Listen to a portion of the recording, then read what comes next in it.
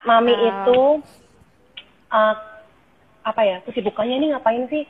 Kan ini kita nggak boleh ngapa-ngapain nih, kita selalu di rumah kan, pasti kan bosan ya selama COVID ini kan. mm-mm, Kesibukan mm-mm, Mami mm-mm. ngapain aja sih?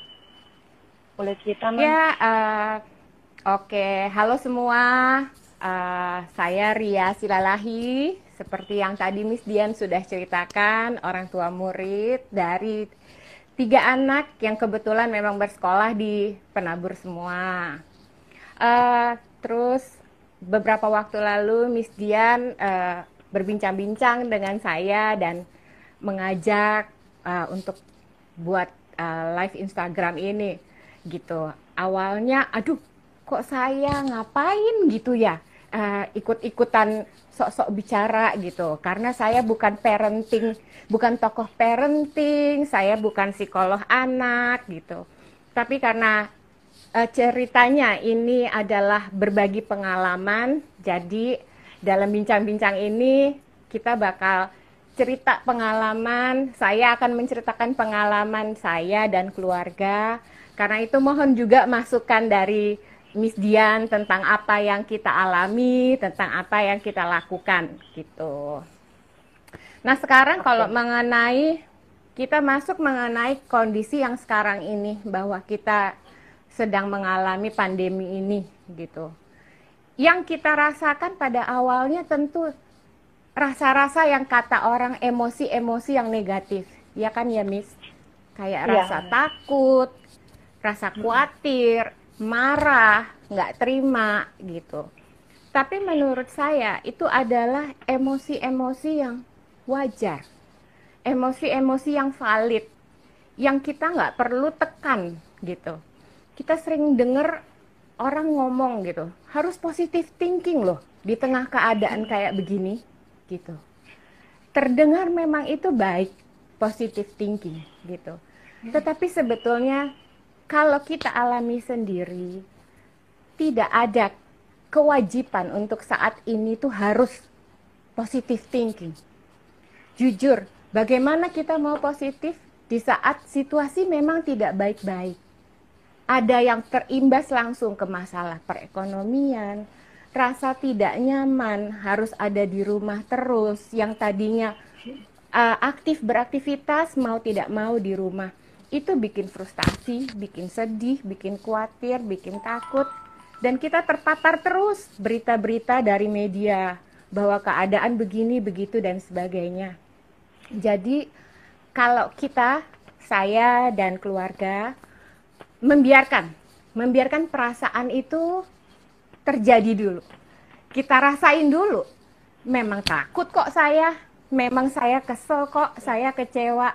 Nih cerita yang paling eh, nyata, keadaan ini membuat anak saya yang di kelas 6, di kelas 9 gagal ya Miss ya, mau ikutan acara yang mereka sudah Iya, benar. seneng, udah Tunggu-tunggu impi-impikan banget ya, ya Miss. betul. Iya, immersion yang di kelas 6 immersion, yang di Iya, kelas betul. 9 mereka ada karya wisata Betul. sekalian perpisahan. Benar.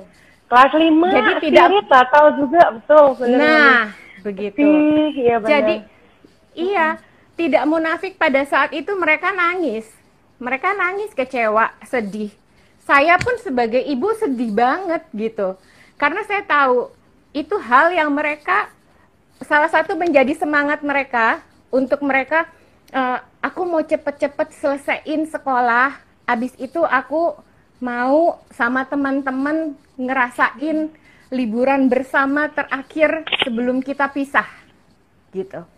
Jadi ya ketika mereka merasa sedih, merasa kecewa, saya nggak ngomong, nggak boleh, nggak boleh sedih, nggak boleh kecewa. Ini kayak begini keadaan loh. Kalian harus bersyukur, kalian harus tetap berpikir positif. Menurut saya itu nggak akan masuk buat mereka. Dan itu namanya kita menekan emosi yang sesungguhnya ada. Di suatu saat emosi yang valid itu yang ada itu disuruh ditekan terus, suatu saat akan meledak. Nah itu efeknya malah lebih nggak baik gitu.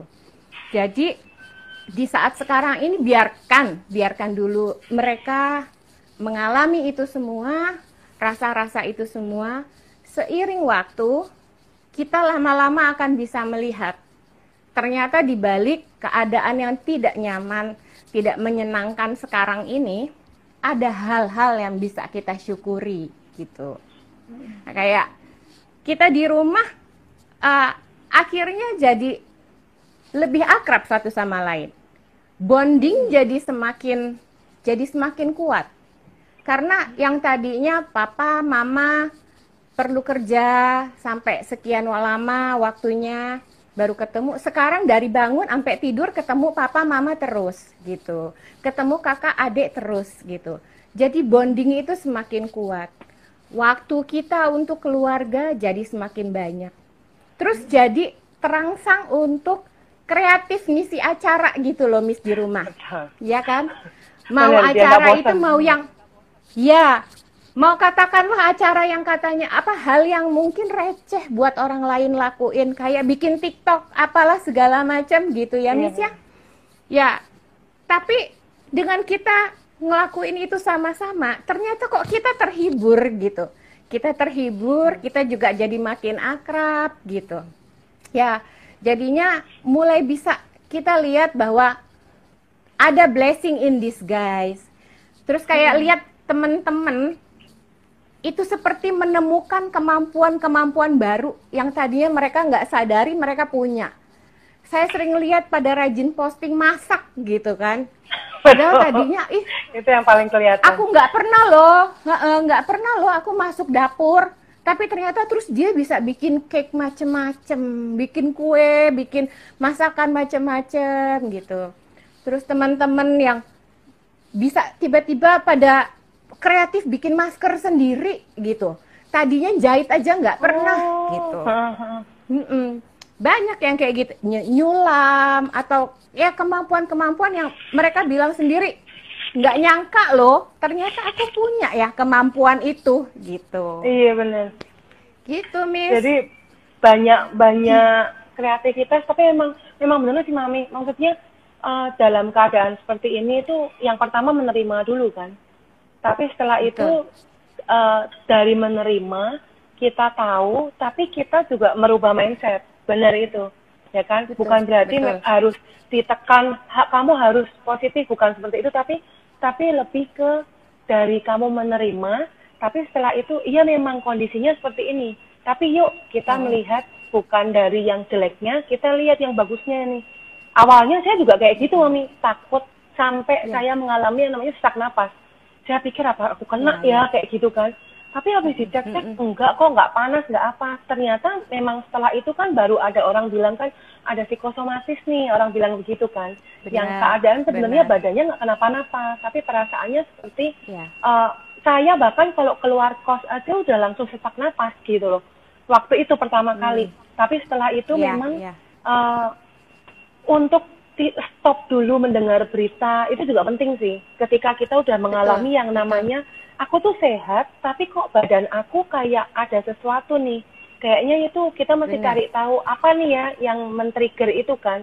Ternyata kalau di saya, karena saya suka dengar berita, saya ngecekin berapa yang meninggal, berapa yang kena, berapa yang selesai kayak gitu kan. Itu ternyata secara tidak langsung memang mempengaruhi psikologis kita gitu loh. Nah, kalau kita takut, pada akhirnya kita mau bantu aja takut. Ya kan Mami ya? Kalau kita takut kita mau ketemu, berdekatan sama orang aja kita takut. Saya awalnya begitu. Saya mau deket sama orang takut.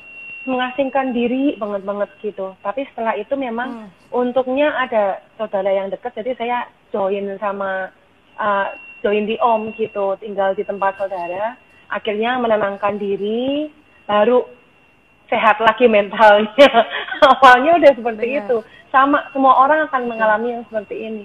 Tapi saya senang banget sih Mami bisa dapat semua yang bermakna gitu loh.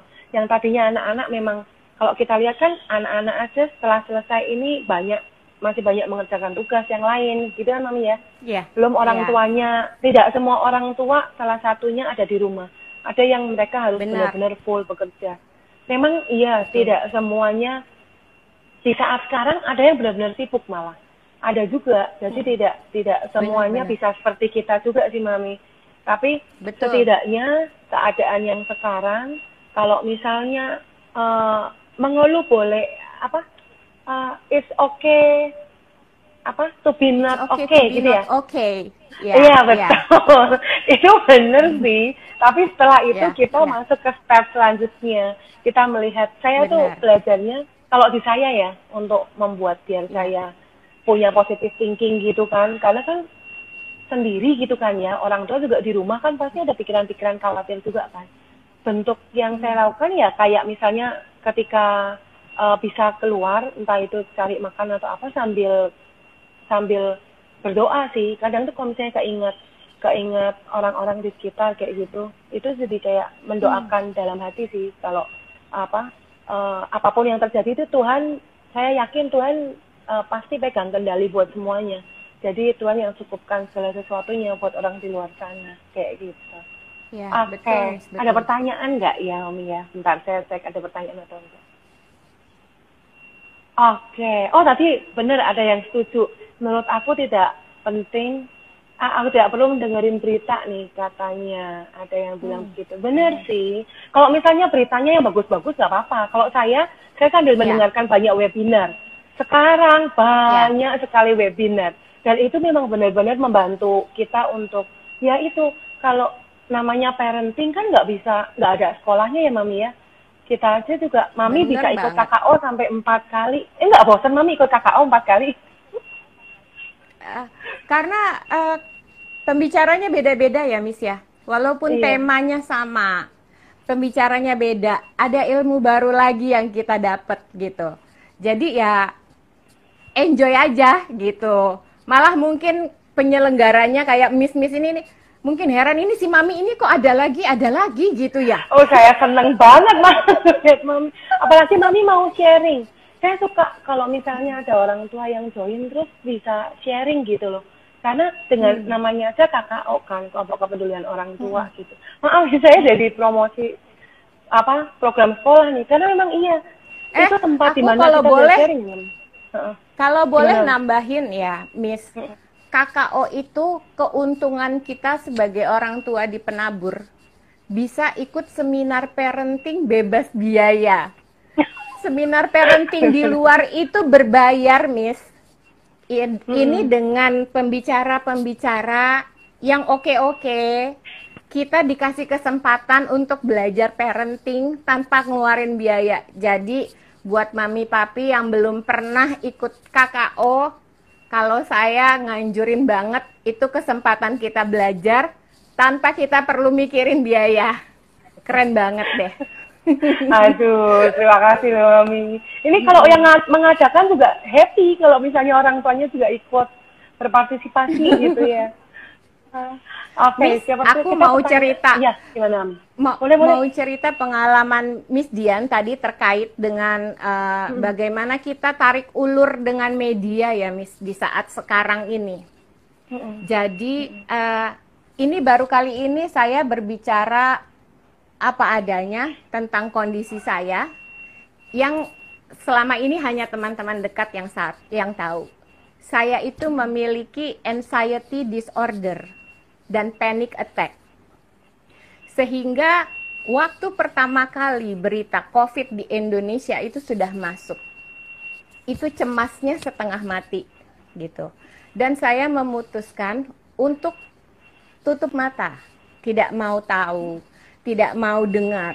Tapi mau kita setutup mata apapun pasti akan terpapar juga dari cerita orang dan sebagainya gitu. Jadi yang saya lakukan adalah mengenali diri sendiri dulu. Ketika merasa kita sedang dalam kondisi yang tidak baik-baik, jauhkan diri. Jauhkan diri dari media sosial. Nggak usah baca berita-berita seperti itu. Nah, di saat kita merasa kita sudah baik-baik, kalau pengalaman saya justru membekali. Saya bekali diri dengan pengetahuan-pengetahuan mengenai si COVID ini dari sumber-sumber yang terpercaya. Supaya di saat saya mengalami kepanikan itu lagi, saya bisa mengcounter diri sendiri gitu. Saya ketakutan begini, lalu saya ingat, oh ada dijelaskan bahwa apa yang bisa kita lakukan untuk mencegah, bagaimana yang harus kita lakukan supaya keluarga kita tetap aman dan sebagainya. Jadi cara orang tidak sama dalam menghadapi situasi seperti ini. Nah, kalau yang saya sharingkan, cara saya seperti itu. Bahkan akhirnya ketika saya memutuskan untuk bergabung ke grup relawan peduli COVID, itu mau tidak mau justru kita akhirnya tahu sendiri kenyataan di lapangan itu seperti apa yang terjadi gitu. Dan itu saya coba ceritakan ke anak-anak, tentu dalam takaran yang mereka sanggup untuk dengar, mereka sanggup untuk terima, mereka sanggup kelola di otak mereka tanpa perlu menakut-nakuti, supaya mereka juga memang tahu yang terjadi. Jadi dari yang tadinya awalnya mereka sedih karena tidak bisa antara lain ikut immersion dan karya wisata perpisahan itu, mereka jadi ngerti, oh memang tepat, harus melakukan itu memang tepat, demi keamanan, kesehatan kita semua gitu. Dan sampai saat ini saya bersyukur mereka tuh nggak ada yang maksa, mama ayo kita pergi deh yuk, ini apa segala macam, sekali aja kita keluar kek, beli makanan gitu apa. Enggak, karena mereka merasa bahwa yang lebih baik adalah memang tinggal di rumah aja gitu. Wah, dari tadi Mami sharing, padahal Mami punya anxiety disorder sama panic attack. Tapi Mami punya kayak apa, bisa keluar dari apa ya, biasanya kalau seperti itu kan lebih banyak mengurung diri dong, Mami. Maksudnya apa? Karena kalau berpikir tentang rasa takutnya, sebagian orang akan memilih untuk berdiam diri. Tapi Mami bisa memilih jalan untuk malah ambil langkah bagaimana Mami bisa menolong orang lain gitu loh. Nah, itu yang di pikiran, yang maksudnya apa yang bisa mempengaruhi Mami sampai akhirnya bisa ambil keputusan itu. Gitu. Kan kita pasti di dalam diri ada dua keputusan kan. Kita mau diam sendiri juga nggak salah gitu. Apa? Betul. Yang satu lagi, kita mau melangkah untuk membantu orang lain. Nah, yang Mami bisa dapat, kok Mami bisa memutuskan seperti itu tuh, apa yang mempengaruhi Mami bisa seperti itu? Oke, jadi ceritanya setelah saya mengalami rasa takut, khawatir, panik, dan sebagainya itu tadi. Lalu saya mulai mencari tahu, dan itu kurang lebih 1 mingguan setelah kejadian COVID pertama mulai ada masuk Indonesia.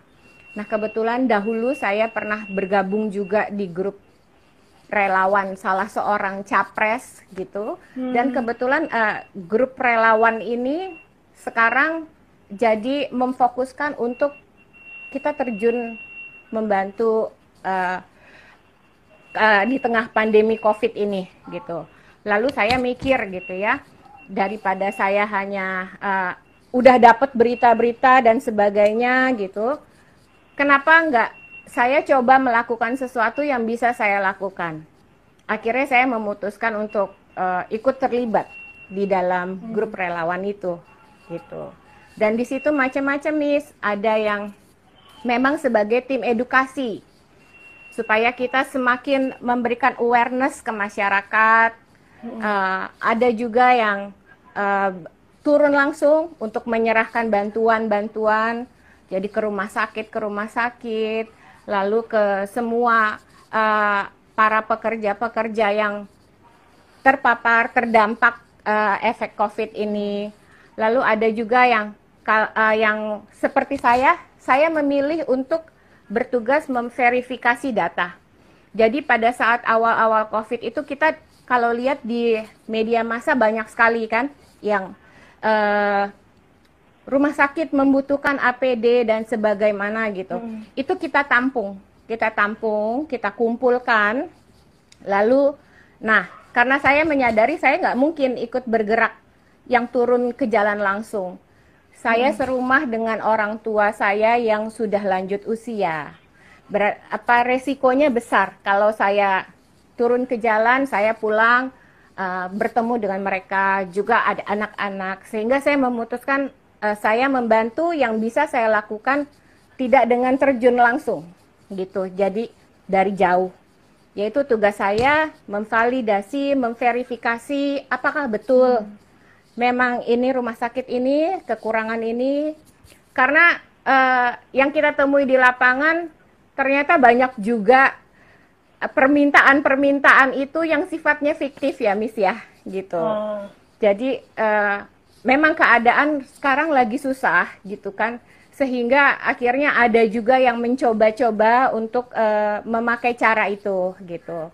Nah, setelah kita verifikasi benar memang keadaannya seperti itu, kita lanjutkan ke tim yang akan turun ke jalan gitu. Dan apa yang saya lakukan ini saya ceritakan ke anak-anak karena mereka tanya kan, Mama sibuk ngapain sih? Kok Mama nelpon, WA, ngecek HP terus, Mama ngapain? Saya ceritakan, ini Mama lagi ikutan ini Dek, gitu. Terus, lalu kita juga jadinya di rumah, jadinya juga mikir gitu ya. Selain saya istilahnya bergerak sendiri di situ, apakah saya apa yang bisa kita lakukan nih dari rumah gitu. Nah, kebetulan saat itu bertepatan dengan Minggu Palmarum, Miss.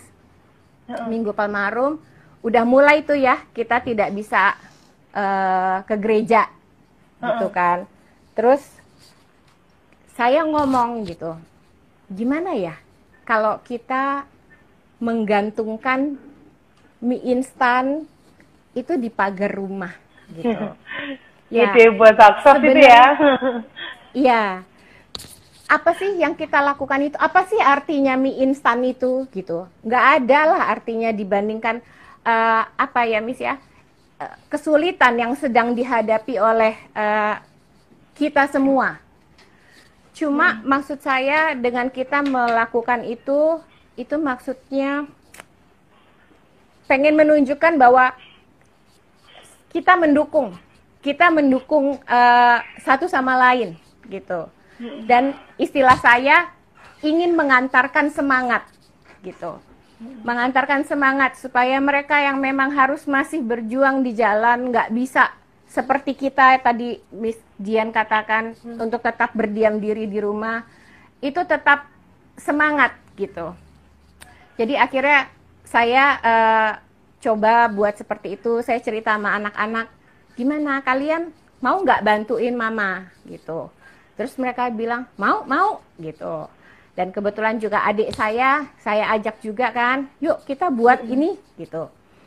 Mulailah kita hari itu kita mulai bikin paketnya, kita iket, lalu kita taruh gitu kan. Tadinya cuma mau gitu aja, Miss, gitu. Karena kan memang social distancing perlu dijaga juga, gitu. Tapi adik saya bilang, kok pengen ya denger ngobrol juga sama mereka-mereka yang mampir untuk mengambil yang kita gantung ini gitu. Dan akhirnya memang kita ngobrol gitu, sempat sambil ngobrol. Itu yang bikin salut, mereka itu malah bisa bercanda loh, Miss. Kita kan tadinya mikir kita ya yang mau memberikan semangat buat mereka gitu, supaya jangan down gitu. Ternyata malah kita tuh banyak belajar dari mereka gitu loh. Gimana mereka tetap semangat dalam keadaan seperti ini. Mereka tahu kok. Mereka tuh seperti istilahnya mereka seperti jihad dengan mereka tetap masih di luar rumah gitu. Tapi terus dan mereka menceritakan itu sambil bercanda, sambil bilang gitu, ya mau bagaimana lagi Bu, memang begini. Lagian kalau kita nggak kerja, nanti Ibu kalau pengen pesen makanan siapa yang nganterin? Mereka bilang gitu. Kalau Ibu lagi pesen belanja online, siapa yang nganterin? Mereka bilang gitu. Jadi ternyata yang kita pikirkan, kita ingin mengantarkan semangat buat mereka, ternyata berbalik, mereka mengantarkan semangat juga buat kita gitu loh. Nah, berangkat dari situ saya mikir gini, cakupan yang bisa dilakukan dari rumah saya kan sangat sedikit, sangat kecil. Cuma bisa dengan orang sekitar gitu. Jadi apa yang saya lakukan, saya posting di media sosial. Dengan harapan semangat untuk mengantarkan semangat itu bisa menyebar. Kita nguap aja tuh nular ya, Miss ya. Kalau ngelihat temen nguap, kadang kita jadi nguap juga kali ya, Miss. Benar itu. Jadi yang diharapkan tuh itu, gitu. Dengan diposting gitu kan, itu jadi banyak yang tertular untuk mengantarkan semangat ke lebih banyak orang lagi, gitu.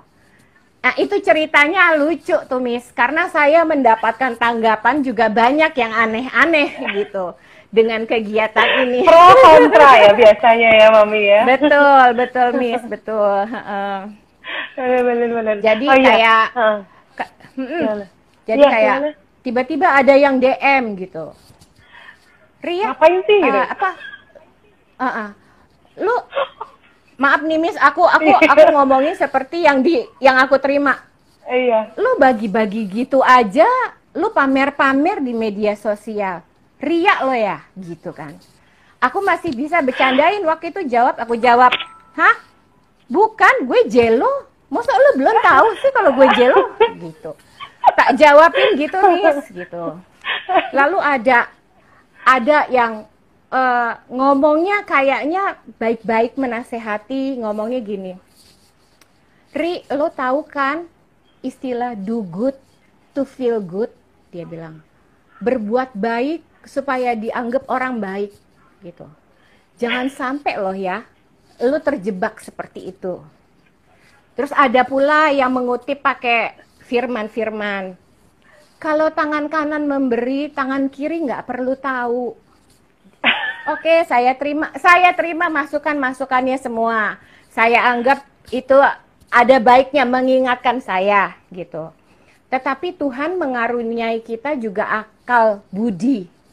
Dan saya rasa kalau kita memakai media sosial untuk hal yang memang bisa membawa kebaikan buat orang lain, buat kita, kenapa tidak, gitu. Jadi ya sudah, saya lanjutkan posting dan mendapat tanggapan yang positif pun juga banyak. Positif dalam arti gini, banyak yang tanya, "Kak, itu caranya seperti itu gimana, Kak? Tolong ajarin dong, aku mau buat juga deh di lingkunganku." Dia bilang gitu.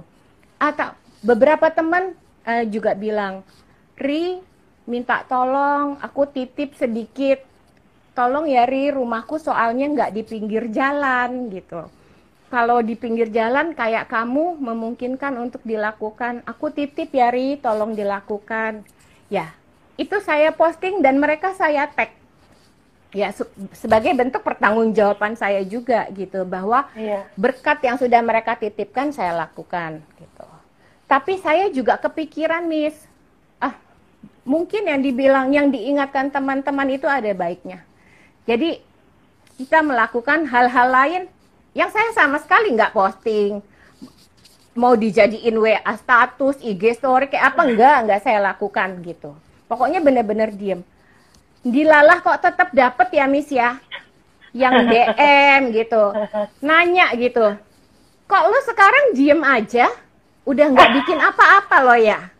Ngelakuin salah, nggak ngelakuin salah. Nah, akhirnya saya punya kesimpulan begini.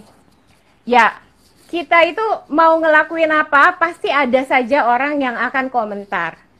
Dan orang lain itu bisa aja menemukan celah lah kalau untuk mengomentari orang. Jadi akhirnya kembali ke kita aja, lakukan apapun itu, mau diposting kek, mau nggak diposting kek, monggo silakan gitu. Selama itu tidak merugikan orang lain nggak usah, kata-kata mereka nggak usah dipikirkan. Tetap lakukan saja, lanjutkan saja gitu.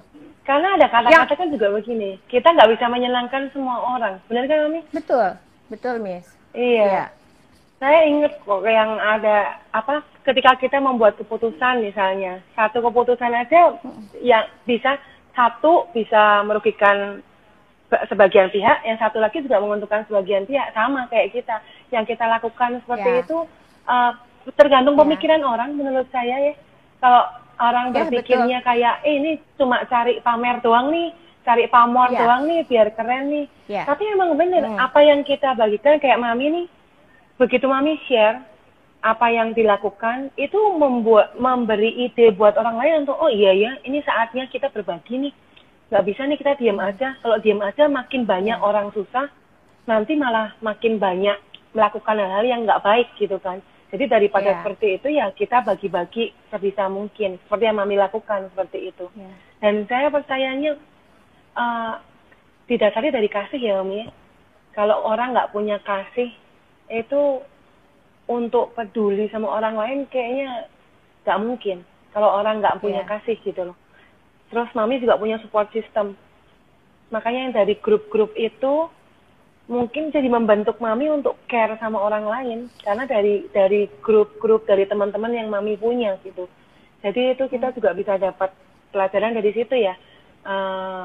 Cara keluar dari zona nyaman kita. Ya kan Mami ya?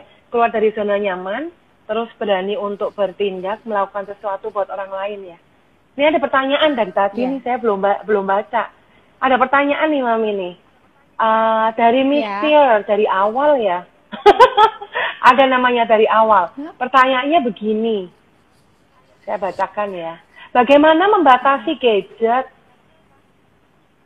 Bagaimana cara Mami membatasi gadget kepada anak di saat anak membutuhkan gadget untuk pembelajarannya? Ya seperti sekarang kan memang kita apa-apa semuanya lewat gadget ya. Lewat komputer, lewat laptop, lewat HP.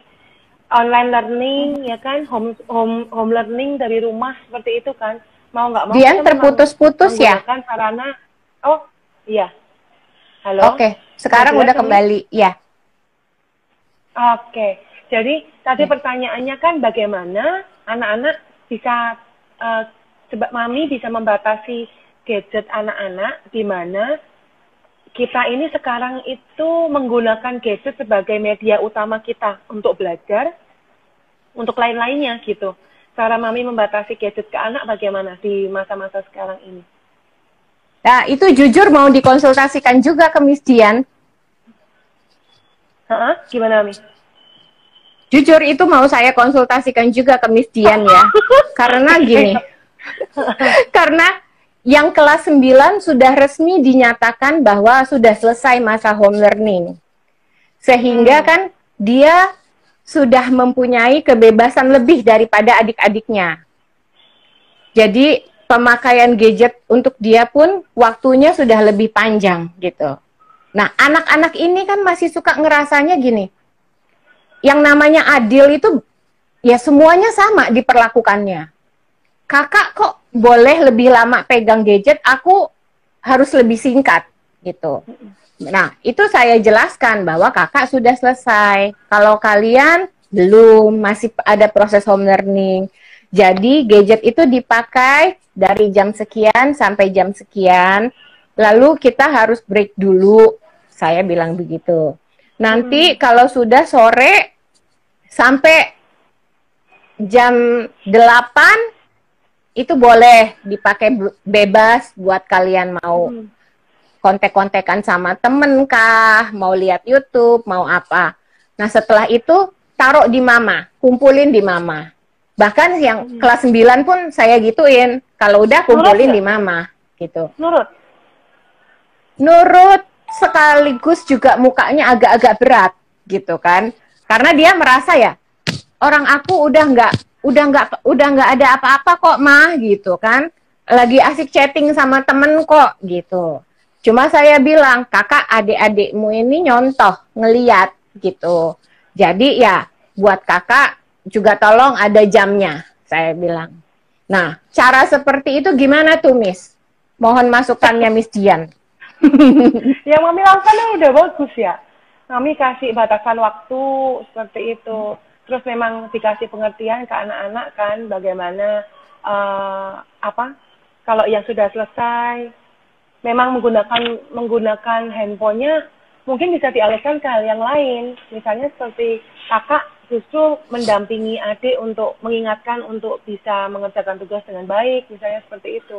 Atau melakukan kegiatan-kegiatan lain tapi yang sifatnya bersama-sama.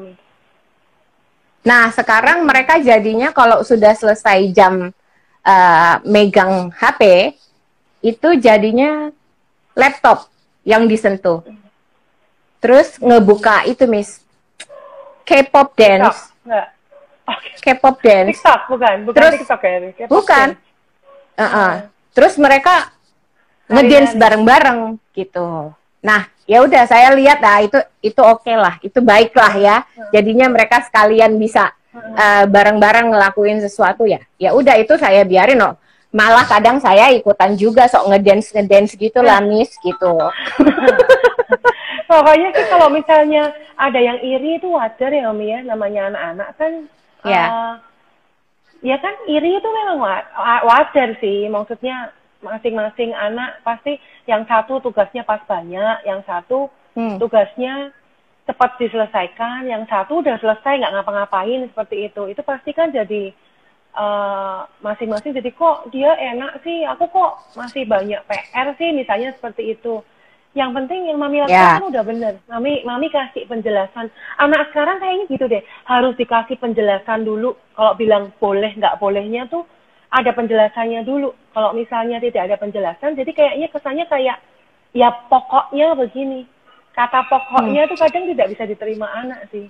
Memang harus ada penjelasannya. Karena ini loh, kita tuh kadang kalau sebagai orang tua, ini saya merasakan sebagai anak nih. Kadang kan, membantah dulu, namanya self defense kan, kalau misalnya dinasehatin tuh kayak bantah dulu gitu. Tapi sebenarnya apa yang dikatakan Mami itu masuk ke pikiran anak, masuk ke dalam dirinya anak. Jadi nanti semakin bertambahnya usia, dia akan ingat apa yang Mami ajarkan berkali-kali, berulang-ulang. Jadi orang tua tuh memang nggak boleh dikit-dikit bilang capek ya ngomongin kamu itu. Kalau udah bilang capek yang ngomongin kamu, itu rasanya di kayak orang tuaku aja capek, ya udahlah aku kayak gini aja.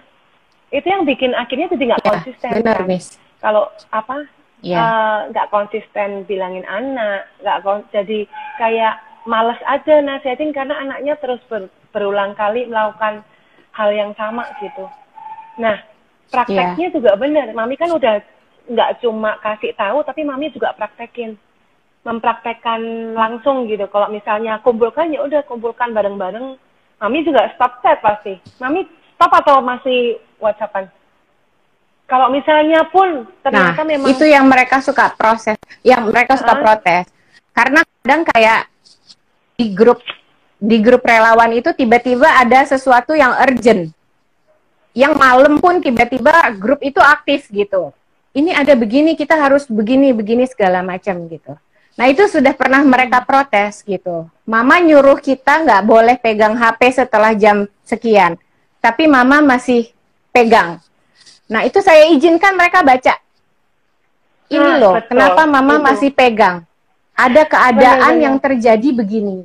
Saya bilang gitu. Jadi ini hal yang hal yang sifatnya urgent.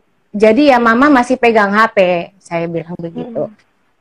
Kali kayak begitu, karena memang benar yang Miss Dian katakan, anak itu mencontoh, benar, kita juga mengingatkan mereka, ngajarin mereka, tapi yang paling utama itu mereka memang mencontoh dari apa yang kita lakukan langsung, itu yang mereka benar-benar terpatri dalam pikiran mereka, gitu.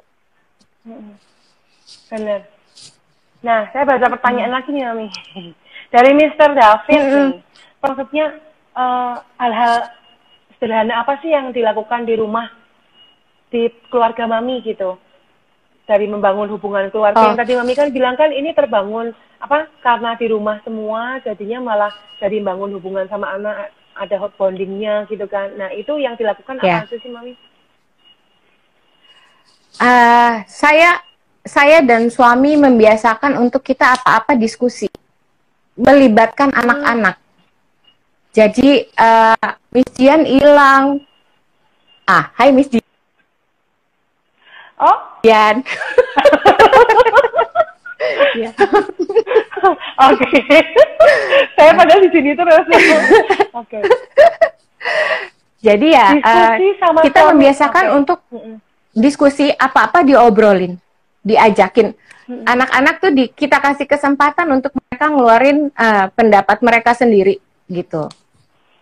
Kadang ada yang mengajarkan begini, anak-anak tuh jangan tahu beban-beban yang terjadi gitu. Nah, kalau saya dan suami itu justru kita apa adanya yang terjadi kita bicarakan.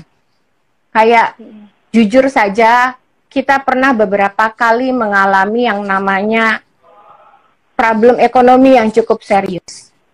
Nah, itu saya ceritakan ke anak-anak. Saya ceritakan ke anak-anak untuk mereka tahu seperti apa yang sedang terjadi.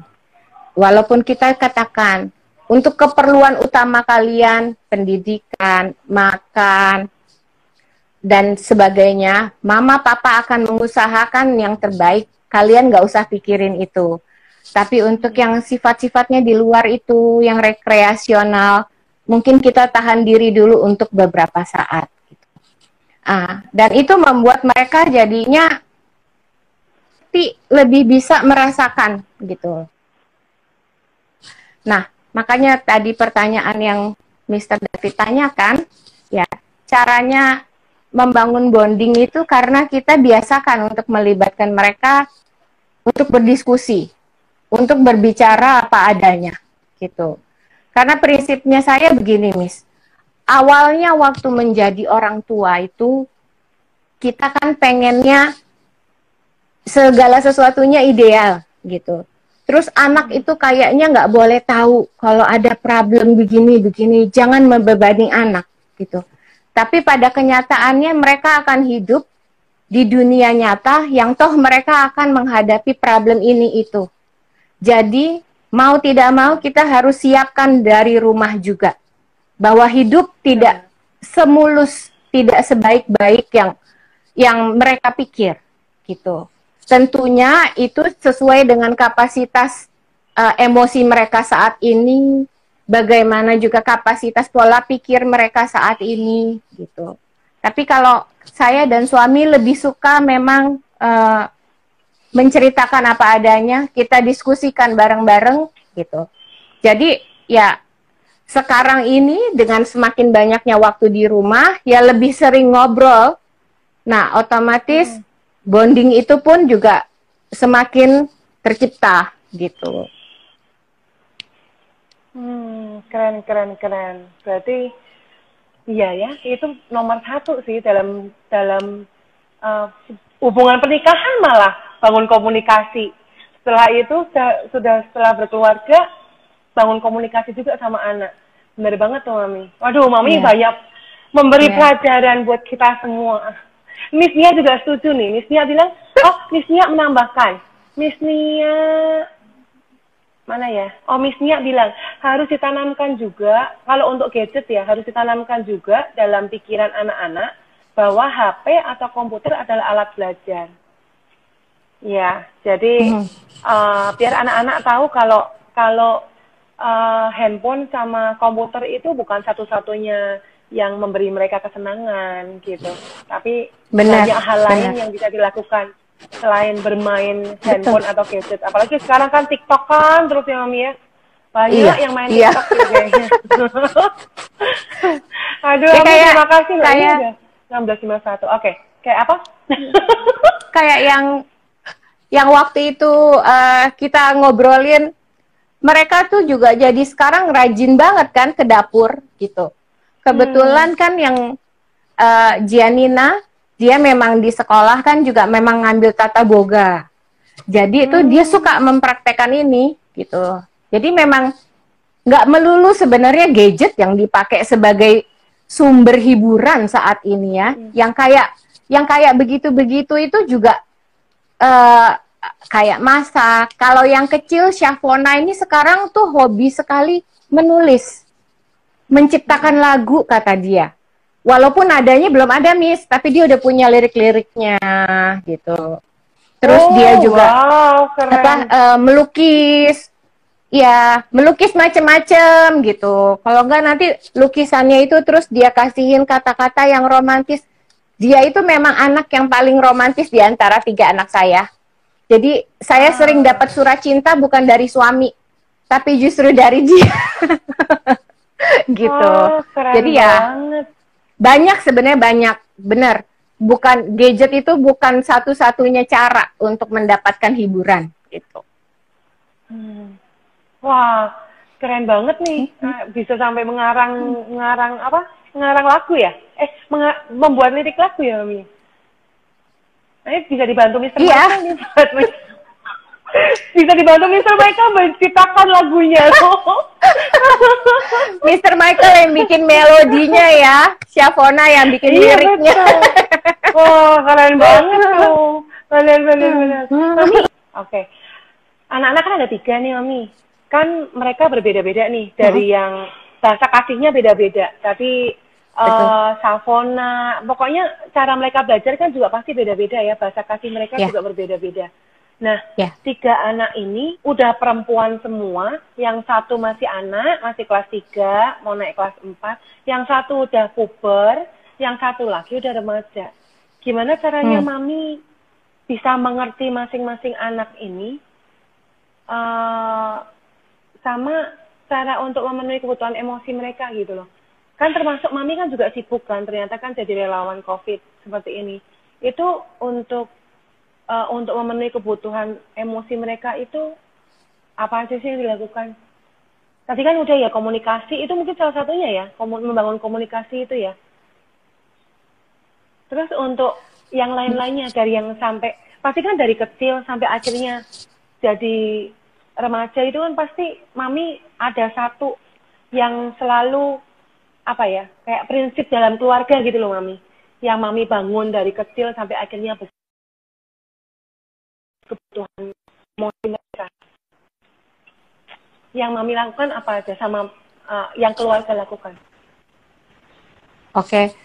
Ketika kita menjadi orang tua pertama kali, itu kan kita nggak ada ya, Miss ya. Menjadi orang tua tuh nggak disertai manual booknya. Nggak ada ilmu menjadi orang tua yang kita tahu. Yang kita kenal adalah ilmu mendidik orang tua kita dulu terhadap kita. Tetapi itu tidak seluruhnya masih bisa diterapkan di keadaan sekarang. Karena kehidupan dinamis, waktu berjalan, dan anak-anak sendiri itu adalah manusia-manusia dengan kepribadian yang unik masing-masing.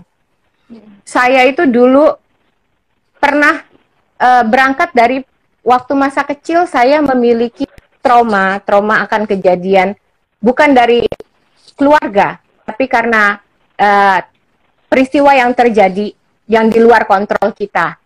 Sehingga saya punya cita-cita yang ideal dan mulia bahwa anak-anak saya pokoknya tidak boleh sampai mengalami trauma. Tidak boleh memiliki masa kecil yang ada traumanya gitu.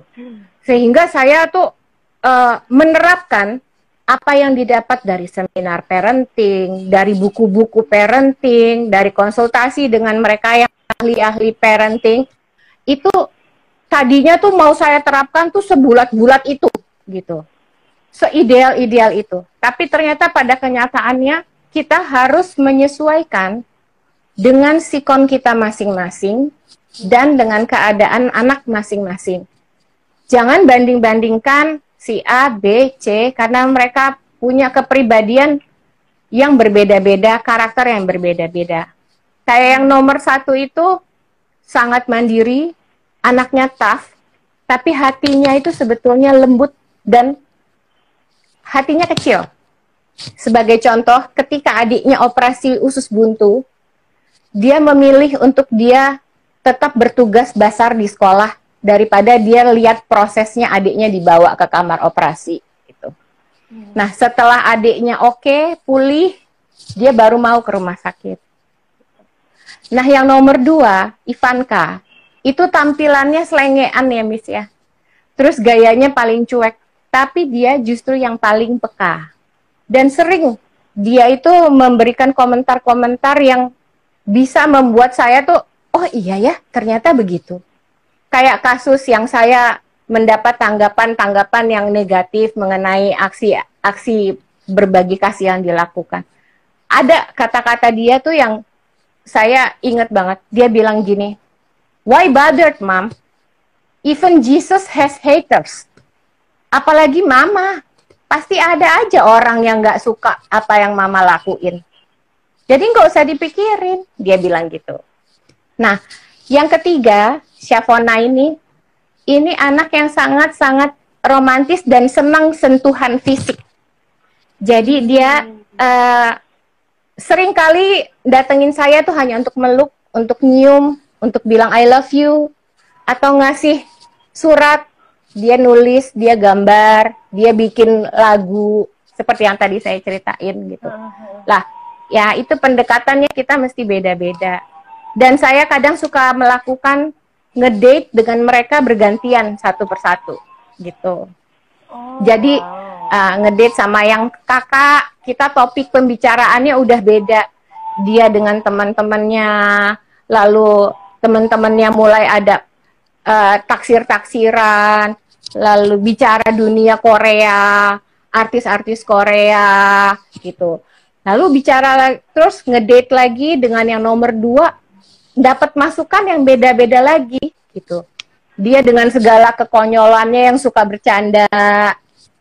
Lalu ngedate dengan yang nomor 3, yang didapat pun beda-beda lagi. Jadi anak itu sebenarnya adalah guru kita juga, gitu loh, Miss. Kita sering kali ngerasa kita lebih tahu dari anak. Padahal kenyataannya anak itu ternyata adalah guru juga untuk kita belajar gitu. Betul. Dan saya ingat ada satu hal yang membuat saya tuh sangat terkagum-kagum dengan pemikiran seorang pakar parenting ini. Dia bilang, kita itu sering kali mengajarkan anak-anak hormati orang tua. Itu ajaran yang baik gitu. Tetapi jangan lupa pada prosesnya justru kita yang butuh menghormati anak-anak. Supaya anak-anak kelak tahu bagaimana menghormati orang tua. Bukan karena disuruh, tetapi karena mereka sudah tahu rasanya. Bagaimana menghormati orang tua itu karena mereka merasa mereka dihormati. Antara lain menghormati anak-anak adalah kita minta tolong ke anak, kita bilang terima kasih ke anak, kita minta maaf ke anak, gitu. Sehingga mereka terbiasa dengan hal seperti itu, gitu. Sehingga suatu saat kata-kata yang dibilang hormatilah orang tuamu, gitu. Itu bukan suatu slogan aja yang membuat mereka merasa, nah, itu harus aku lakuin karena dibilangin gitu. Enggak. Tapi mereka akan terdorong melakukan sendiri tanpa kita perlu omong-omongin. Gitu. Karena Mami contohin dulu, Mami menghargai ya, dan karena menghormati mereka. Kita sebagai orang tua, kita sebagai orang tua, kita udah tahu, kita sudah pernah menjadi anak kan, Miss, gitu. Tapi anak tiba-tiba disuruh harus ngerti, kamu harus berbagi itu baik loh. Kamu harus hormati orang tua. Nah, itu semua cuma di mulut, kalau memang tidak mereka rasakan sendiri, bagaimana mereka mampu melakukannya, gitu. Iya, benar banget. Aduh, Mami, terima kasih buat sharingnya. Jadi yang saya dapat yang terakhir yang terakhir itu berarti kalau saya menangkapnya, kita harus fleksibel, ya. Jadi orang tua tidak menerapkan pokoknya harus begini. Aku punya konsep seperti ini, anak-anak harus ikut aku. Tapi Mami bisa menyelami masing-masing anak, bisa ikut arusnya mereka, tapi Mami tidak kehilangan wibawa Mami sebagai orang tua. Itu yang perlu kita semua punya sih sebagai orang tua. Ya jadi teman, tapi kita tidak kehilangan wibawa kita sebagai orang tua. Jadi tetap orang tua punya otoritas untuk mengontrol anak ketika mereka keluar dari batasan, tapi sebagai orang tua juga kita memahami anak-anak itu punya sifat masing-masing dan cara mendekatinya masing-masing. Gitu ya, Mami ya? Iya, betul. Iya, terima kasih Mami buat sharingnya. Titip pesan Boleh? buat semua. Jadi buat kita semua di tengah era pandemi ini, stay safe, stay healthy, stay sane, menjaga kewarasan itu penting. Jadi lakukan apapun yang bisa menyenangkan hati kita, sereceh apapun itu, lakukan supaya kita tetap bisa survive di masa yang nggak mudah ini. Lalu juga saya ingin menyapa teman-teman, guru-guru yang saya tahu banyak yang kos sendirian, tinggal sendirian, jauh dari keluarga di saat seperti ini. Terima kasih kalian sudah bertahan. Tentu rasanya tidak enak sendirian, jauh dari keluarga. Juga buat mereka yang tinggal bersama keluarga itu sebetulnya problem karena hubungan yang kurang baik antara orang tua dan anak, antara kakak dan adik, tapi mau tidak mau harus bertahan. Terima kasih udah bertahan, karena itu sangat penting sekali apa yang dilakukan supaya dapat pandemi ini, doa kita bersama dapat berakhir dengan secepatnya. Dan kalau boleh saya mengingatkan kita, jika kita tahu ada saudara kita yang sudah tua, mereka yang tinggal sendirian, mereka yang kita tahu hubungannya kurang baik dengan keluarganya di dalam satu rumah, coba kita luangkan waktu, just say hi ke mereka, ngecek keadaan mereka, apakah mereka baik-baik aja, luangkan waktu untuk mau jadi teman mereka berbicara gitu. Dan buat semua profesi apapun yang dalam keadaan sekarang masih wajib harus bekerja, terima kasih untuk pengorbanan yang dilakukan, tetap jaga kesehatan. Itu aja Miss yang mau dibilang. Terima kasih Mami. Aduh, pesannya membuat terharu. Makasih ya Mami. Makasih banyak Mami. Miss Dian. Ya, saya Alvin ya. Ya, bye. Ya, bye. Oke, terima kasih teman-teman buat semuanya. Selamat bermalam minggu. Ini hari Sabtu. Selamat beristirahat. Buat semuanya, God bless you. Dadah.